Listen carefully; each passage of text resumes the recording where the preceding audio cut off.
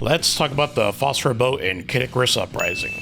The PHOSPHORA bow has some of the best traits you look for in deciding what to use in multiplayer, but unfortunately, it fails to deliver on the most critical one, and that is damage. Now that being said, this bow is still a great weapon to use, and let me explain why. This bow is one of the few weapons in the game to have built-in paralysis, and the charge shots coming from this bow are extremely fast and have incredibly good homing, and I'd argue it's tied for first place in terms of homing in the bow weapon class.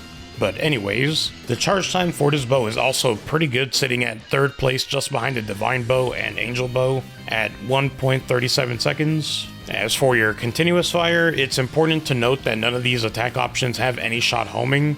The PHOSPHORA bow's standing continuous fire is extremely fast, easily the fastest standing continuous fire in the weapon class, which is going to be extremely handy for finishing off low health fighters. As for your dash continuous fire, it's basically just your standing continuous fire, but 3 of them at the same time, but just spread out.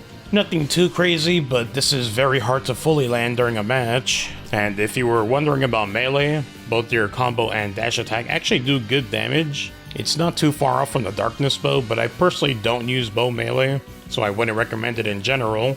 Now, the more important thing about this bow is that it gives you a speed boost, so it moves faster than the other bows, which would technically make this the ideal bow for using melee on, but that's up to you to mess with.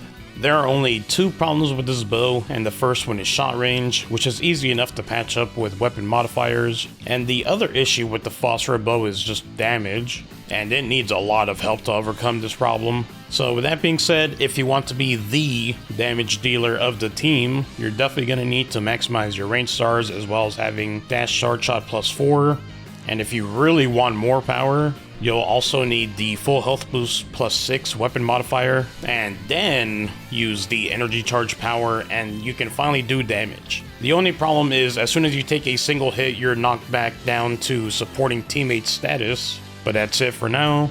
Subscribe for more Icarus content.